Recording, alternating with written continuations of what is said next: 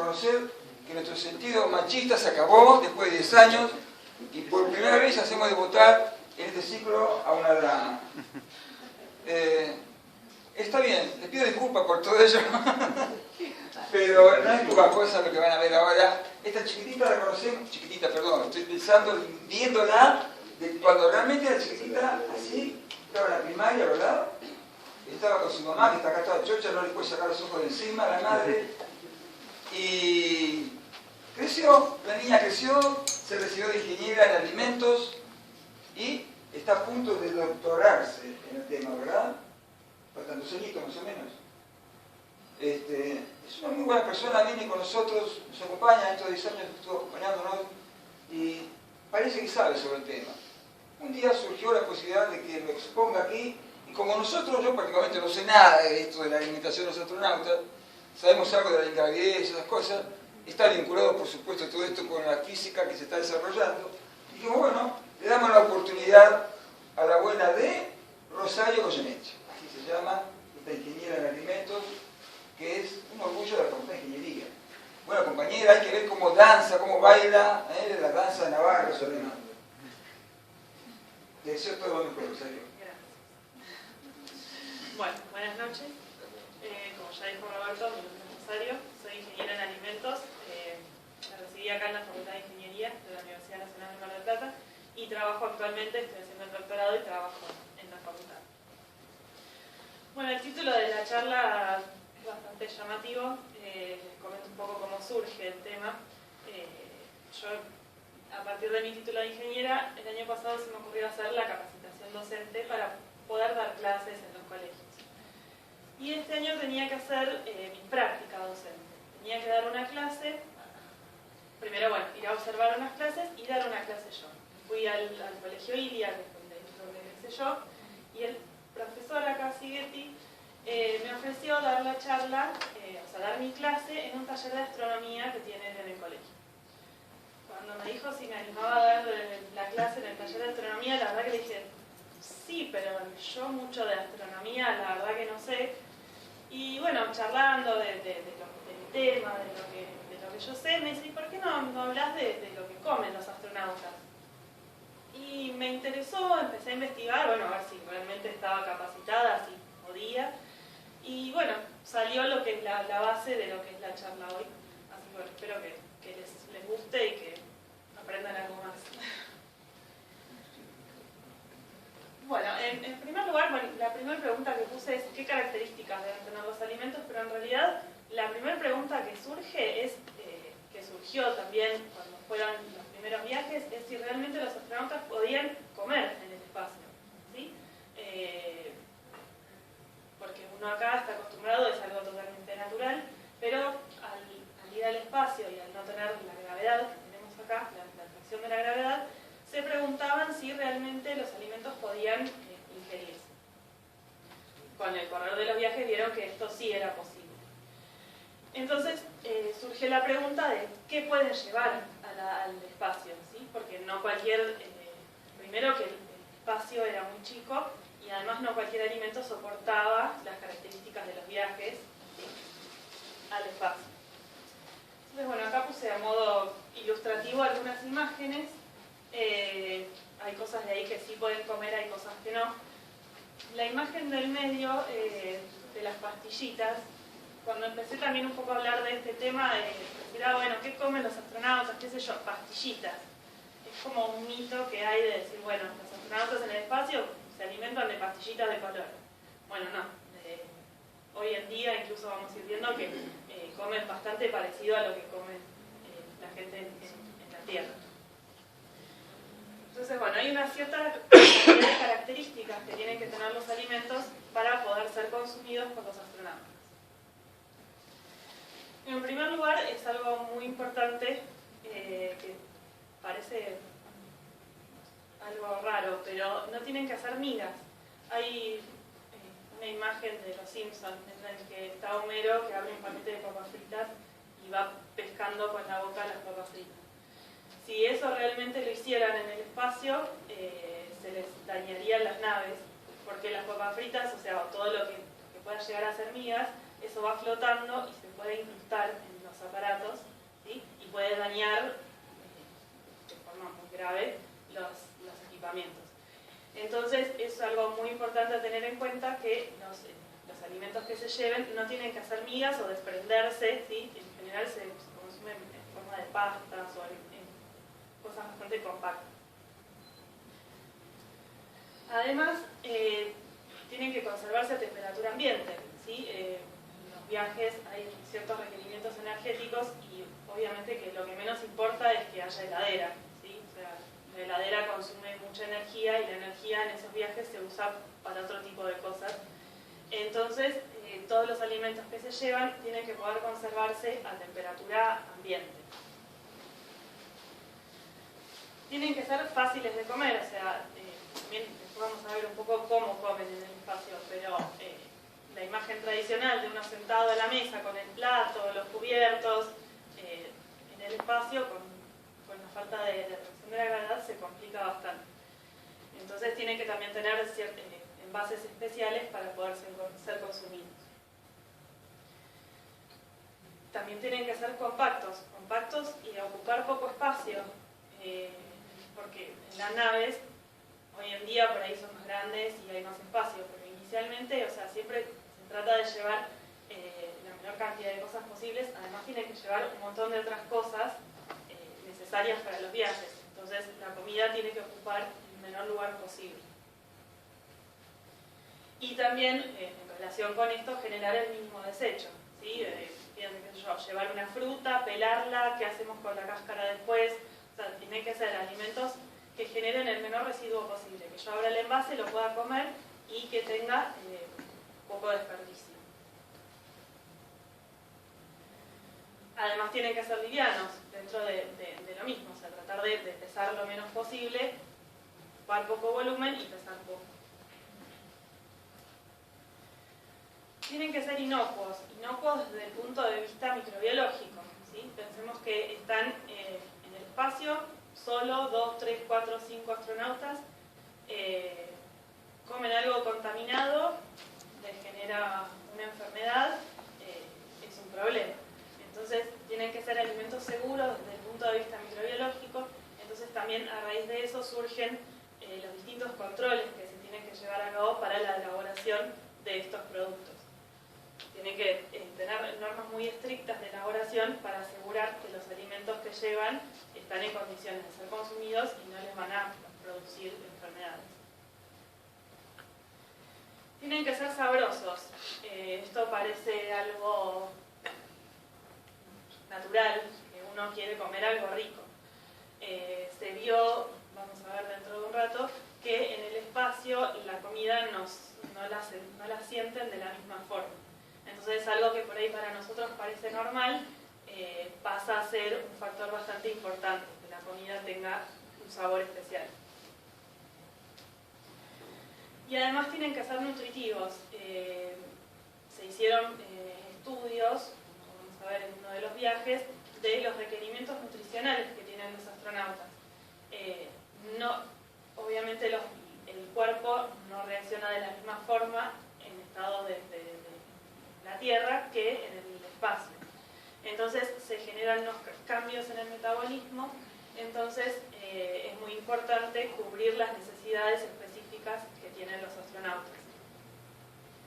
Hoy en día en la NASA hay un departamento donde se elaboran, donde está la gente encargada de elaborar los alimentos, donde trabajan en conjunto, tanto ingenieros del área de la alimentación como nutricionistas, ¿sí? En conjunto para elaborar. Unos desarrollan los productos y otros aseguran el aporte nutricional y que sea una dieta equilibrada para los requerimientos especiales que tienen. Bueno, este es uno de los primeros viajes que son dentro de los programas Mercurio. Eran viajes que duraban apenas horas. Entonces se empezó a probar a ver si los astronautas podían comer, y con lo primero que se probó es con eso que se ve en las imágenes, que eran pastas, una especie de compota de manzana en tubos de tipo dentífrico. Uno de los problemas que tenían este tipo de tubos era el peso elevado, o sea, eran mayor el peso del tubo que del contenido que tenía. Y además, muchas veces estos productos volvían intactos, porque los astronautas, los que lo probaban, realmente no lo encontraban apetitoso. Entonces muchas veces, como tampoco era una necesidad de comer, porque estaban pocas horas o poco tiempo en el espacio, los alimentos prácticamente volvían sin probarse. Con el correr con el avance de los viajes, a la par de que van avanzando y los viajes son cada vez más largos, también van surgiendo nuevas tecnologías para la elaboración de alimentos, entonces eso hace que se puedan ir probando o ir incorporando distintos alimentos. En el programa Gemini lo que surge son los productos deshidratados, ¿sí? Esas bolsitas que vemos ahí tienen adentro polvitos que se hidratan con el agua de la misma nave y se consumen directamente de la bolsa. Se forma como una pasta y se consume. Entonces, vamos a ver un poquito de qué se trata la deshidratación y con qué objetivo se hace. O sea, la deshidratación es un proceso por el cual se elimina la gran parte del agua de los alimentos por calor, por evaporación del agua. Esto se hace ¿para qué?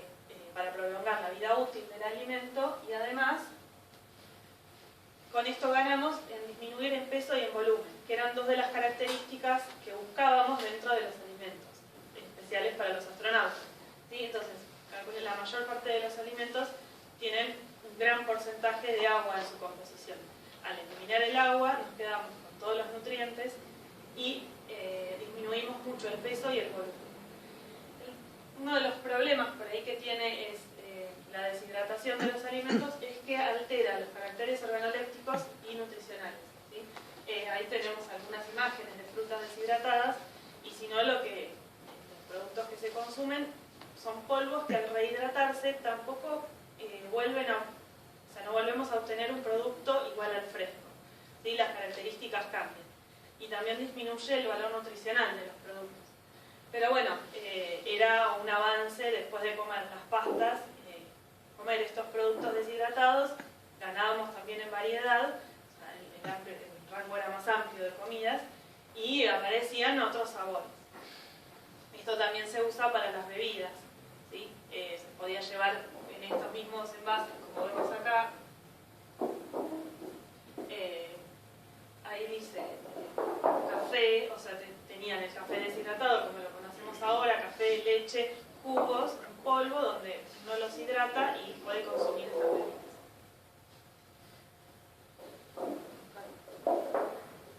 Bueno, tenemos la necesidad de rehidratar estos productos, ¿sí? Esto no era un problema en las naves, al contrario, o sea, el agua se obtiene de la condensación del funcionamiento de los equipos, ¿sí? O sea, hay un sistema de circulación de agua, entonces era posible. Lo que sí en los primeros viajes, el agua que se podía hidratar era agua fría, o sea, comían unas pastas frías, pero por lo menos tenía un poco más de sabor. Otra cosa que apareció también, teníamos las pastas, los deshidratados, y aparecieron en esos envasecitos plásticos, eran como unos cubitos deshidratados, pero que no había necesidad de hidratarlos con agua, sino que se hidrataban con la propia saliva. Se los coloca en la boca y eso se hidrata y se hace como una pasta. Los resultados de las encuestas de los astronautas no eran muy sabrosos, no les gustaban mucho, pero era una nueva opción de consumir otro tipo de alimentos. Después surge lo que es el programa Apolo. El programa Apolo es que el hombre llega a la Luna. Entonces, ya acá tenemos viajes de mayor duración, ¿sí? O sea, teníamos viajes de horas al principio, de algunos días, y ya acá llegan a viajes de alrededor de un mes, un poco más de un mes. Entonces, ya también se hace necesario tener una mayor variedad de productos. El tema de la alimentación y de la comida es muy importante como una cuestión psicológica también. Si uno está todos los días comiendo unas pastas con sabor a nada, llega un momento que psicológicamente eso tampoco es bueno. Entonces también la idea de incorporar nuevos tipos de productos hace que los astronautas se sientan más cómodos y estén más contentos de alguna forma. Entonces en el programa Apolo aparecen dos nuevas formas de obtener productos. O sea, como decíamos hoy, a la par del avance de los viajes, van apareciendo nuevas técnicas de producción de alimentos. Entonces, en este caso, en esas bolsitas aparecen lo que son productos termoestabilizados y productos irradiados, que ya hacen que uno pueda consumir alimentos más en su forma natural. Entonces, en primer lugar tenemos lo que es termoestabilizados. Termo de calor, estabilización. Entonces se estabilizan por calor. Es una forma de cocción en el mismo envase que hace que uno pueda consumir los productos como uno los conoce. Por ejemplo, ahí tenemos algunos sándwiches, unos cubos de frutilla que ya están esterilizados, digamos, se pueden incluso estabilizar dentro del mismo envase y uno los abre y los consume directamente. Entonces así se pueden incorporar una variedad de productos mayor.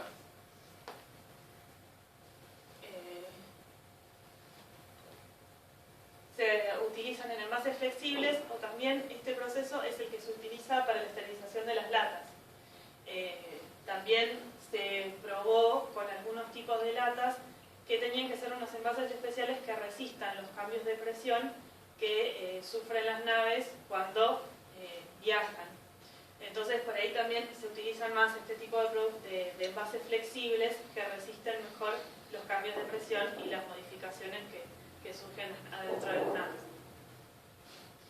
Y bueno, con estos procesos, como ya están inocuos, digamos, se pueden conservar a temperatura ambiente. Y están listos para comer, ¿sí? Y por otro lado tenemos los alimentos irradiados, que también obtenemos productos similares a los productos termoestabilizados. La irradiación, ¿en qué se basa?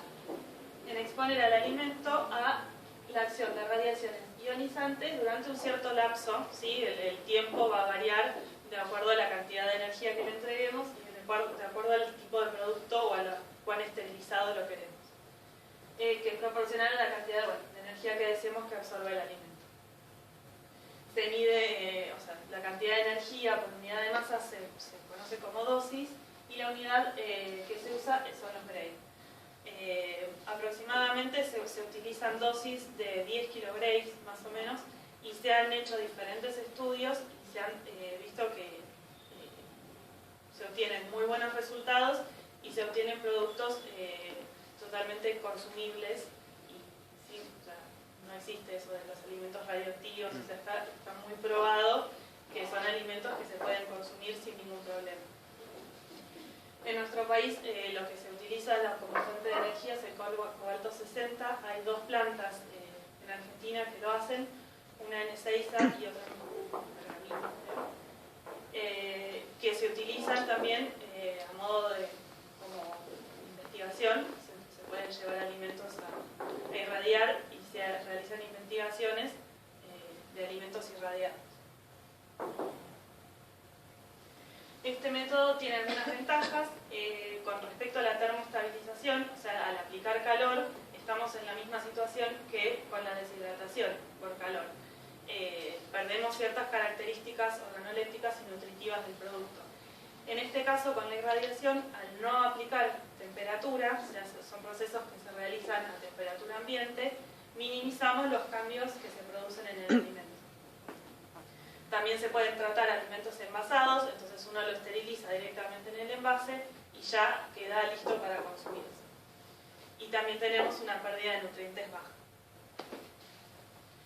Y como desventajas es la poca difusión que tienen este tipo de técnicas y la reticencia de los consumidores. O sea, todas estas técnicas que vemos, si bien están aplicadas acá para el consumo para los astronautas, son técnicas que se utilizan para el consumo de alimentos a nivel mundial. La irradiación en nuestro país y en la mayor parte del mundo todavía es un método bastante resistido por los consumidores porque está toda esta creencia de que la alimento quede irradiado, que uno consume un alimento irradiado, y la verdad que no es así. Se han hecho pruebas. En nuestro país lo que se consume mayormente son las especias irradiadas. Es un método muy efectivo, no deja residuos, no cambia el sabor, no cambia el aspecto. Nosotros en la facultad hemos probado, hay un grupo que trabaja con pescado y hemos probado anillos de calamar irradiados, y realmente si no nos decían que estaban irradiados no nos dábamos cuenta. El sabor no se percibe nada diferente, y se pueden conservar. Las semillas de calamar tenían 3-4 meses en heladera y estaban impecables. O sea, es mucho lo que se gana en duración, y realmente no tiene efectos adversos. Bueno, ahí están los ejemplos típicos de irradiación, que son las frutillas y las cebollas, papas. En ese caso inhibe la germinación, entonces alargamos la vida útil del producto. Y se puede usar, bueno, con diferentes fines, para controlar insectos, para retrasar la germinación y la maduración, como es el caso que vemos ahí, y para esterilizar productos, que es por ahí lo que queremos. También se usa alimentos irradiados para las personas inmunodeprimidas, ¿sí? Que tienen que tener un especial cuidado con los alimentos. Entonces estos alimentos son muy seguros para esas personas. Bueno, después pasamos a lo que fue el de Esquila, otros viajes. En este caso, ahí hay una bandejita. Lo que se realizó en estos viajes fue el estudio del metabolismo humano, ¿sí? Fue un viaje especial que se hizo, en el cual había un horno eléctrico y fue el único con refrigerador a bordo. Entonces pudieron probar cómo afectaban distintos alimentos en el metabolismo de los astronautas. Entonces ahí se vieron los diferentes requerimientos nutricionales que tenían. Se vio que necesitan ingerir una cantidad de calorías superior a la que se consumen en la Tierra, pero con otro tipo de requerimientos nutricionales. La necesidad de calcio no era la misma, la necesidad de hierro tampoco. Entonces todos estos estudios ayudaron a que después se puedan diseñar, o sea, para los viajes más largos que se iban haciendo, se puedan diseñar correctamente los menúes y sean acordes a los requerimientos que tenían los astronautas. En este caso también aparecen los cubiertos. Los cubiertos son de metal. Y ahí veíamos una bandejita donde están los distintos recipientes y los contenedores de los alimentos, y los cubiertos y las bebidas.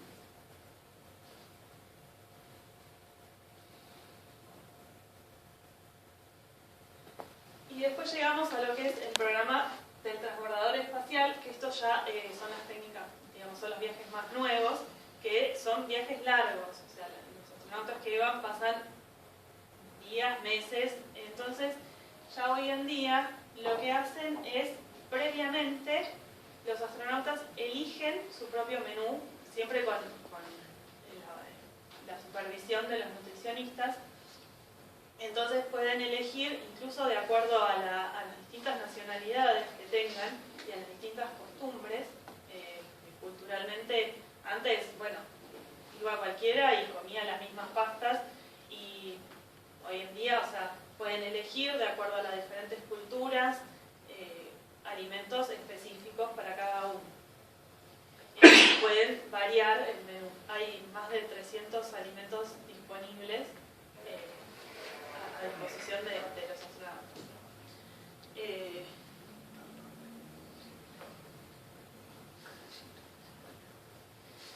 En este caso tenemos algunos ejemplos de bandejitas, ¿sí? Con chocolate instantáneo, té. Esos por ahí tienen necesidad de rehidratación, pero ahí tenemos fideos con pollo. O sea, ya vemos que el menú fue variando, fue cambiando para algo bastante mejor.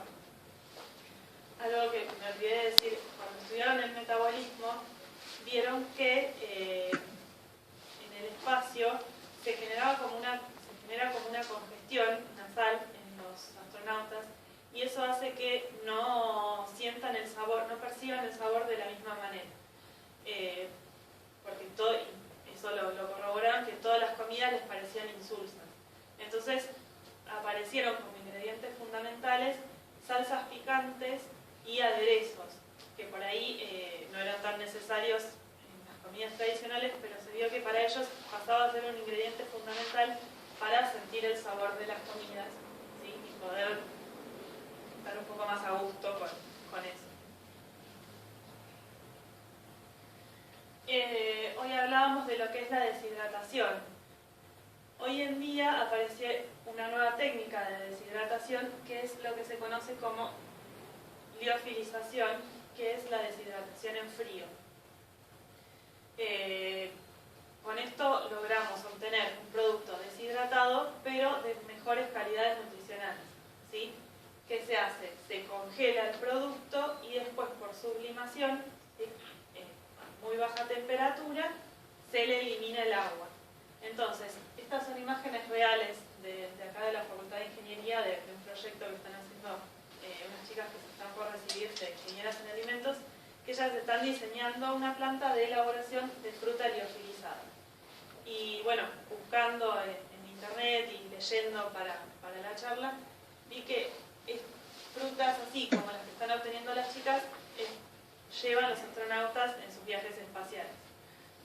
O sea que son técnicas que se utilizan hoy en día y que pueden llevar los astronautas en sus viajes. Con esto tenemos, aumenta la duración de los productos. Un dato muy importante de la diferencia entre la deshidratación convencional y la liofilización es que se conservan los aromas. Al eliminar el agua en frío, ¿sí? Los componentes volátiles de los alimentos se conservan. Entonces uno abre los paquetes y siente el aroma de la fruta fresca, ¿sí? Y el sabor es también tal cual el sabor de la fruta fresca.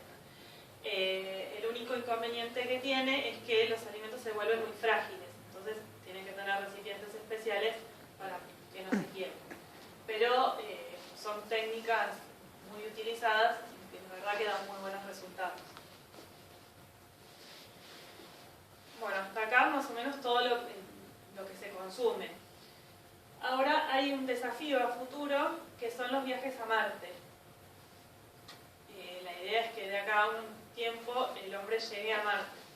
Para eso los viajes llegarían a durar un año o un poco más. Entonces ya el hecho de tener que llevar tanta comida se hace un poco más dificultoso. O sea, piensen que van 3-4 astronautas por 1 kilo de comida que consuma cada uno por día durante todo un año. Realmente la cantidad que tendrían que llevar de comida es enorme. Entonces se está viendo la posibilidad de cultivar en la misma nave, ¿sí? ¿Y cómo se haría esto? No sé, no me imagino un vivero, tierrita, no. Hay una nueva técnica que también se está haciendo en la actualidad, también se hace a nivel de investigación y como cultivo comercial, que son los denominados cultivos hidropónicos. Hidro, el prefijo de agua, ¿sí? Se cultivan, se reemplaza el suelo por soluciones minerales, ¿sí? Entonces, son cultivos que están de alguna forma suspendidos, o sea, en el aire o en realidad se sujetan a algo y se usa, a veces se usa como soporte arena o piedra, pero se alimentan solo con agua y a través del agua se le almacenan todos los nutrientes que las plantas necesitan.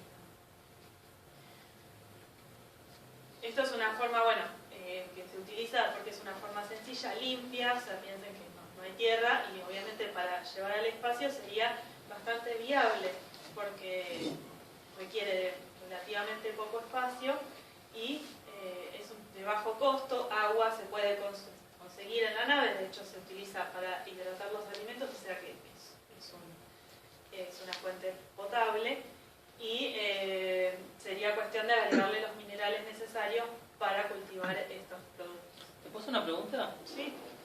digamos, yo no me doy cuenta cuál es la ventaja de esto, digo, porque vos igual materia no vas a generar de la nada, vos vas a tener que llevar el oxígeno, Llevar la semillita, el carbono, no, ya de en por el sí aire, digamos, Se te pudre. ¿Qué? Se pudre, se echa a perder. Vos decís que de esa manera uno se ahorra No es porque se genera en el momento. Y la fotosíntesis que lo haces con la energía del sol también, aunque estés alejándote, igual debería alcanzar para hacer fotosíntesis y claro, todo. o sea, adentro de las naves tienen iluminación, tienen una atmósfera creada con oxígeno y nitrógeno, o sea, sería cuestión de... Igual todo esto está siendo probado, o sea, es una hipótesis y es una posibilidad de ver si se puede realizar, pero es bastante más potable o más probable que se pueda usar este tipo de cultivos y no un cultivo tradicional. Porque obviamente que sí, llevar tierra ya es... No, yo me refería a eso, digamos, no entendía por qué no llevar alimento y generarlo así, pero bueno, está bien, por ahí claro. por el tema de que... O sea, tenés que, además pensá que tenés que tener alimentos, sí que te llevas todas latitas, o sea que te tienen que durar 2-3 años, porque siempre tenés que calcular que la duración del alimento tiene que ser un porcentaje mayor a la duración del viaje, ¿sí? Si vos te vas un año, la comida te tiene que durar 1 año y medio. Tenés que tener previsto que por lo menos te va a durar 1 año y medio o 2. Y llevar tanta cantidad de comida que te dure tanto tiempo es difícil. Entonces esto surge como una alternativa. Todavía está siendo probado y hay que ver si realmente se lleva a cabo. Pero surge como una opción viable. Sí, igual tengo entendido que la biomasa de los vegetales se toma del anhídrido carbónico. No sé si los físicos me van a saber corregir en todo caso, pero el carbono del aire, que es producto de nuestra exhalación, lo toman las mismas plantas como para generar su propia masa. Por lo tanto, sí, me parece bastante óptimo el procedimiento. ¿Sí? Sería, sí. Habría que, por eso supongo que generarán todas las... No me corrigieron, así que supongo que está bien. El dióxido de carbono exhalado en ese periodo de tiempo por sí, estas dióxido de carbono. ¿Qué dije? No, está bien. Yo dije mal. Claro. Hay que ver, habría que hacer un balance de masas y la cantidad que exhalan las personas sí, que están en ese momento es suficiente para generar la biomasa de los vegetales. Claro, pero bueno. Pero es más fácil llevar dióxido de carbono que llevar agua. De hecho, por eso, o sea, claro, las cápsulas están adaptadas al ambiente humano, entonces no sería tan difícil, digamos, generar un ambiente para que cultivar las plantas. De todas maneras, los vegetales con la descomposición normal van generando... Exacto, es un ciclo. De todas maneras, en ingravidad, los cultivos hidropónicos reaccionan de manera muy diferente. Hay muchas plantas que no crecen directamente. Claro, o sea, por eso está todo en materia de... Así que hay algunas que sí, otras que no todas. Habría que ver también. Depende de características muy específicas de la raíz de la planta. Exacto. Pero es una opción. Es una opción para reemplazar una parte de los... Habría que ver. El problema es regarlo también, ¿no es cierto? Sí, se utilizan sistemas de riego, ahí hay algunas imágenes que se ven las raíces y están suspendidas en agua. Es una planta más igual. Y otro interrogante que surgió también dentro de la charla es decir, bueno, ¿qué comen? Ya vimos qué comen, ahora ¿cómo comen? Y bueno, una imagen simpática que también veíamos que no están así. Esto sería más o menos lo que pueden llevar hoy en día, ¿sí? En general pueden comer sentados o medio flotando y cuentan con unas bandejas, ¿sí? Que las bandejas tienen 2 tiritas de velcro o 2 tiritas y se atan a la pierna, entonces quedan suspendidos con la bandeja. Y tienen los paquetes, tienen todos velcro, entonces quedan adheridos a las bandejas. Ahí vemos los cubiertos son de metal y están sostenidos por imanes. Y surge un elemento muy importante para poder comer en el espacio que uno acá ni se lo imagina, que es la tijera. Porque todos estos paquetitos están sellados, están muy cerrados, entonces uno piensa, voy a comer, me llevo cuchillo, tenedor, cuchara, pero si no tienen la tijera, no pueden abrir los paquetitos, se mueren de hambre. Entonces surge como uno de los elementos fundamentales la tijera. Y bueno, ahí vemos distintos paquetitos. Y lo que tienen en las bebidas es, o los alimentos que son para rehidratar, tienen mangueritas con un sistema especial para que no salga el alimento para afuera y que lo puedan conectar a las máquinas para hidratar y después tomar de la misma manguerita. Bueno, y acá tengo un par de videitos. Hay un astronauta que capaz que alguno ha visto algún videito, Chris Hadfield, no sé cómo se pronuncia, que son videos reales. Él es como medio un showman y tiene toda una serie de videos de cómo hacen diferentes cosas en el espacio. Está, bueno, son estos que cómo comen, también hay algunos, o sea, si quieren buscarlo, la verdad que son muy interesantes. Cómo se cortan el pelo, cómo se cortan las uñas.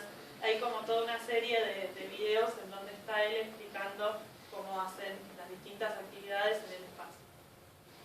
El único problema está en inglés, pero les voy comentando qué dice, no es tan difícil. Esta es la cocina de Chris. Y ahí tenemos espinaca deshidratada, ¿sí? Un paquetito con espinaca deshidratada.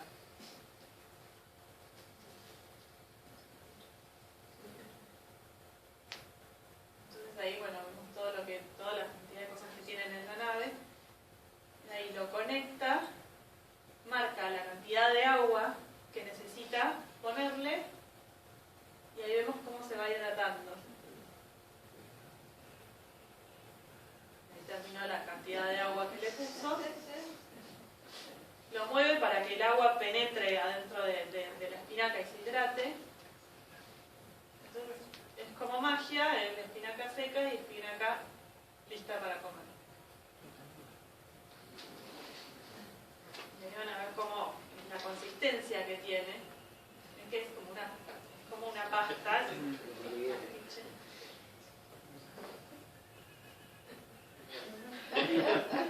Lo logran comer. Esa es otra forma, si no tienes la parte más formal de las bandejitas. Y esto es sería como la hora del té. También es el mismo muchacho.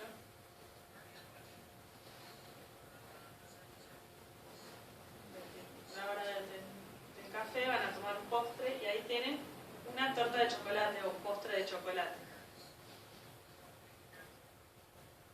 Ahí vemos que sin la tijera es imposible que lo abran.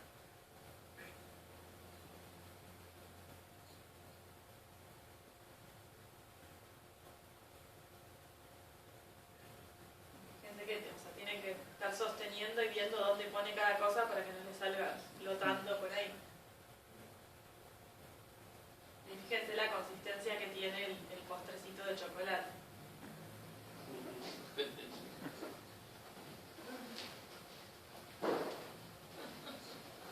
Vos decías hoy esto de que no hicieran migas. Este tipo de comidas que quedan flotando en el aire y el tipo las agarra, ¿no hay riesgo de que se desgranen también? No, porque son como pastas compactas, justamente por eso, o sea, tienen tratamientos especiales para que no se desmigasten.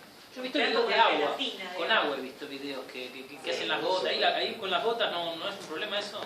Sí, pero bueno, lo hacen a modo de demostración, pero si no, realmente no, ves que las bebidas se consumen así. Rosario, una cosa me preocupa, durante un año a Marte, ¿no van a tomar vino estos tipos? Podemos buscar la forma de deshidratar el vino y un polvito con sabor a vino, pero están un poco complicados. Mate no toman los astronautas. Tampoco. Bueno, hay un poco la bibliografía que usé para la charla de varios lugares, algo de la bibliografía que usé. Bueno, espero que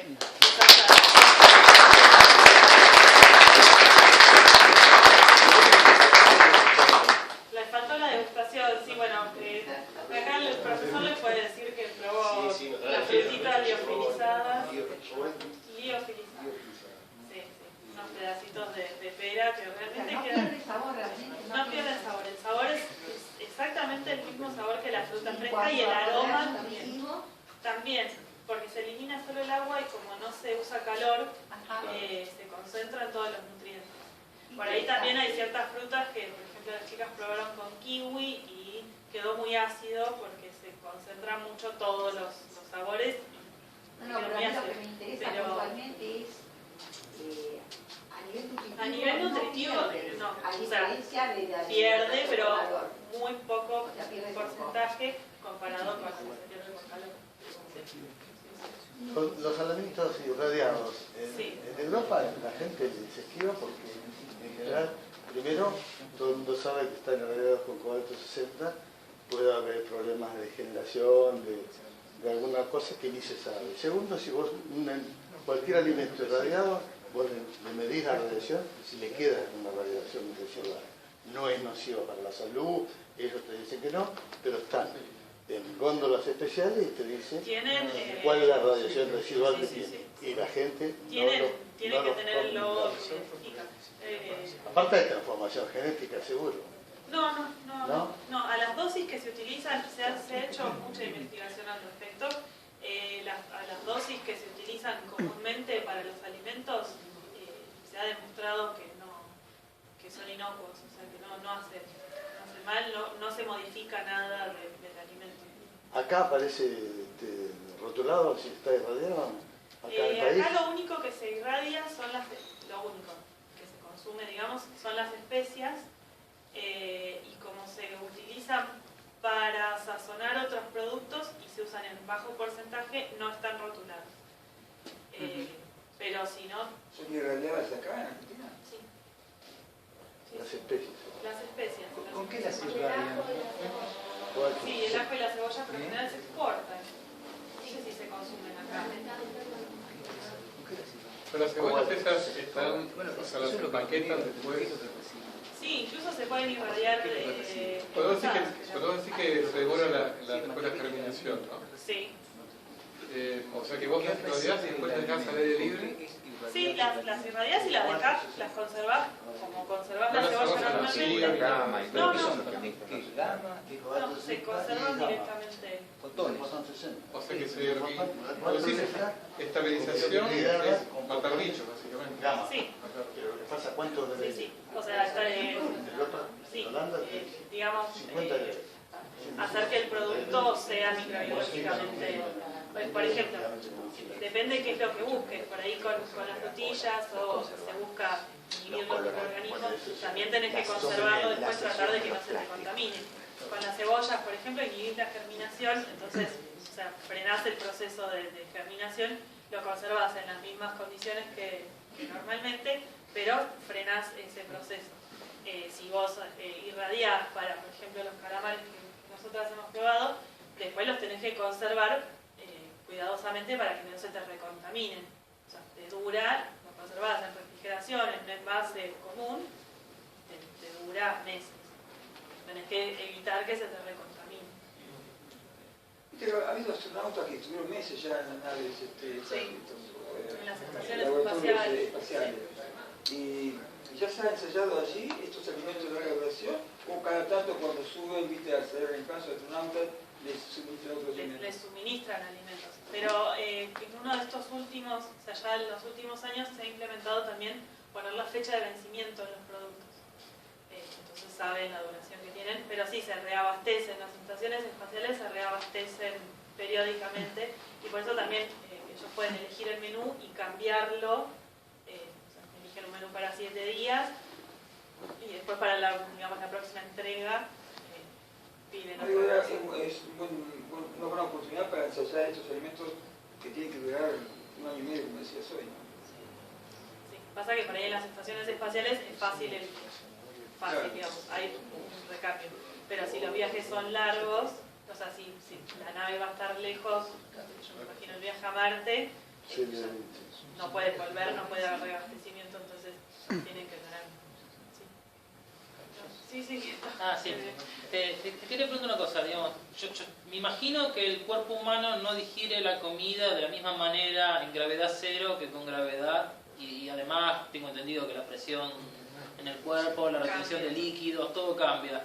Entonces, digamos, por ahí en esto que mencionaste yo no me queda claro si cuando han si es nada más que una preocupación de ver cómo hacen para conservar el alimento, o si también hay alguna manera de elegir el alimento teniendo en cuenta que el cuerpo digiere las cosas de manera distinta. Sí, las dos cosas. Y después otra pregunta es, y esto que por ahí es un poco más feo, ¿no? Pero digamos, la gente después va al baño, que no quiero ni imaginar cómo deben hacer para ir al baño en el espacio, pero también debe tener que ver algo. Hizo los videos, seguramente este muchacho está el video de cómo van al baño. Porque digo, debe haber también una elección del alimento. Yo te pregunto, ¿qué me puedes decir al respecto? Si debe haber alguna elección del alimento en función también de la manera en que se debe generar en el cuerpo el residuo después, porque no debe ser lo mismo evacuar un tipo de residuo que otro, ¿no? No, es verdad. También los primeros días, por lo que leí, los primeros días sufren diarreas y tienen un cambio en el organismo debido a todo esto. Y después por eso también yo decía, se hicieron los estudios y junto con nutricionistas se diseñan las dietas, ellos eligen qué comer, pero dentro de un marco de qué pueden comer. ¿Sí? Pero se hace también en función de la manera en la que evacúan en el espacio. Sí, tienen que comer poco hidrato de carbono por una cuestión de retención de gases, ahí está todo estudiado qué tipo de alimentos pueden consumir y qué tipo de alimentos no o consumen en menor cantidad. Pero sí está todo. ¿La digestión también es más lenta o modifica algo del espacio o es igual? La verdad no sé, pero se modifica todo. Metabolismo, sí. Incluso en un primer momento no sabían si iban a poder tragar, porque también es una cuestión de tragar por la gravedad. No, el cuerpo tiene incorporados sus mecanismos y puede consumir los alimentos. Pero se modifica todo. No sé particularmente cómo se modifica el proceso de digestión, pero se modifica todo.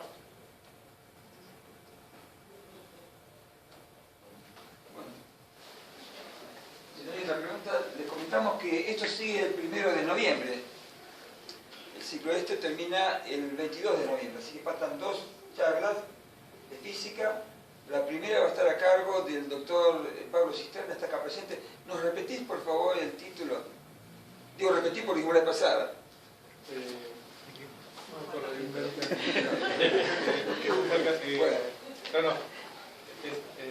¿Qué es el tiempo? Y el subtítulo es ¿podrá el siglo XXI desentrañar lo que los 25 siglos anteriores no pudieron? O sea, ¿qué es el tiempo? Está bien. El doctor Cisterna es especialista en relatividad de octubre, ¿no? de noviembre. Astronomía en general, ¿no? Bueno, ¿qué más? Hablaste con Bucetich a ver si puede venir. ¿Todavía no te comunicaste? Bueno, está pendiente que venga un doctor también en física desde La Plata, como ha venido otros años. Pero eso, de acá al 22 de noviembre, con las cosas que nos pasan a los argentinos, faltan como 4 años más o menos. Puede cambiar muchas las cosas. Los esperamos, eso sí, el primero seguro, a una charla que va a estar a cargo del doctor Pablo Cisterna. Gracias por haber venido.